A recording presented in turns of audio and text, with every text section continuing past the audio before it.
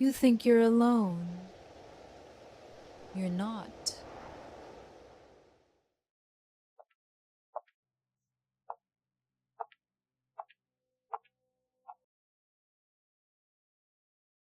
Welcome back to Karma Quietly Whispers, my loves. This is your place for spooky, creepy, and scary stories. My name is Elara, and I am your whisperer. Tonight, please join me as we journey together. I'm sure you will enjoy what is to come. So, let us begin. I need you to hear this one carefully because this story isn't supernatural. It's not a ghost. It's not something that hops like a rabbit and disappears into darkness. It's something far more common, far more real, and statistically, far more dangerous. This story comes from Reddit's Let's Not Meet, a community dedicated to true encounters with people you desperately hope to never cross paths with again. And this one was posted by someone who is 16 years old. She took up running, which, honestly, good for her. Running at 16, building that habit, that discipline, that's something worth celebrating. But here's the thing about being young and wanting to run after dark in a city that wasn't designed with your safety in mind. The options get narrow, fast. Most places weren't well lit. Most places felt exposed. So she found the next best thing, her old school sports field, about 100 meters from her home, surrounded by a high wall on all sides. Almost all sides. There was one section of wall that was lower than the rest, and that's how she got in, because the door nearby had no handle. Just climbed over, did her laps, climbed back out. Simple, familiar, safe-ish. About 15 minutes into her run, she noticed something at the fence near the main gate on the opposite side of the field. A silhouette. Watching. Now, here is where I want to pause because the way she describes her own reaction tells us something important about how we're conditioned to override our instincts. She said she thought it could be her imagination. That she went on with her run, she self-talked herself out of what her body already knew. We do this constantly, especially women, especially young women. We are so thoroughly trained not to seem paranoid, not to cause a scene, not to assume the worst of a stranger, that we gaslight ourselves in real time. In the exact moments when that alarm in our chest is trying to save us, we turn the volume down. She kept running. And then, not long after, she noticed something more concrete than a silhouette in the distance. An actual person, sitting on that lowered section of wall, her entry point, watching her. She looked at them.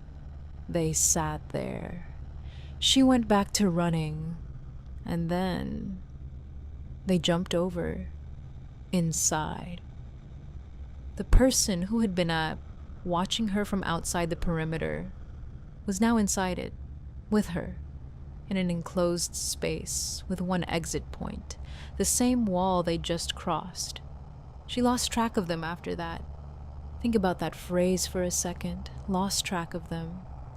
A stranger who had been watching her, who had followed her movements, who had made a deliberate choice to enter the space she was in, was now somewhere in that dark field, and she didn't know where. She finished her run. She went home. She climbed back over the wall herself and walked the 100 meters to her door. And it was only then, once she was home, once the adrenaline started to metabolize, that the full weight of what had just happened settled on her. She said it herself. And I want to read this as close to her own words as I can. If I was running slower or unaware of their presence, this person would find it easier to harm me, and the outcome would have been more dangerous.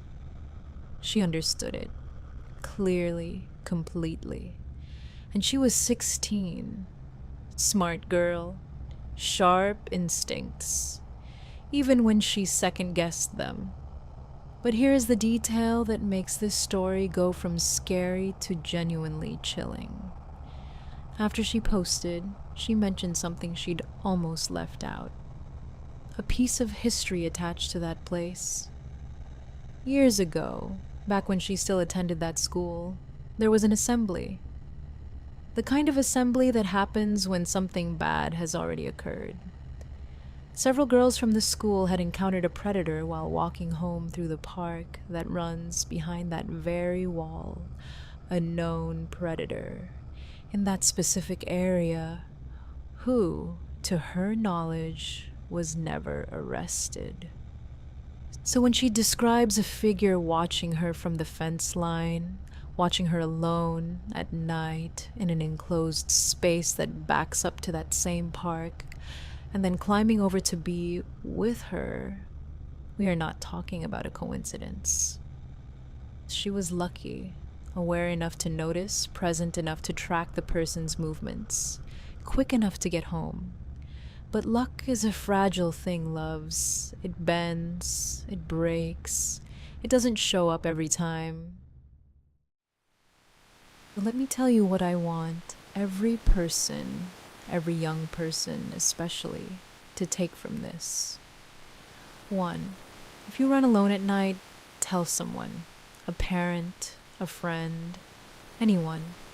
Drop a pin. Share your location. Make sure at least one person knows where you are and roughly when you'll be back. It takes 30 seconds and it can mean everything. 2. Trust the feeling if something registers as wrong. A shape, a silhouette, a person sitting somewhere they have no obvious reason to be. That feeling is data. Your nervous system is running threat assessments faster than your conscious mind. Listen to it.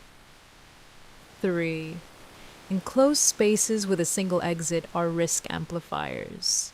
If someone enters that space with unclear intent, your priority is not to finish your workout. It is to leave. She did everything right. In the end, she went home. She processed it. She shared it so others could learn. To her, I see you. That took courage, both the run and the telling of it. And I genuinely hope you never meet that person again. And to whoever was sitting on that wall, the only reason this story ends the way it does is because she was paying attention. She was always paying attention. Stay safe. Run in pairs when you can. And trust. Always, always trust that instinct. Thank you for joining me tonight. My name is Elara, and I am your whisperer. I'll be here, waiting for you next time. If this story resonated with you, leave a comment below. I want to hear your stories. Like and subscribe if you enjoyed this story and want to hear more. This has been Karma Quietly Whispers. See you soon.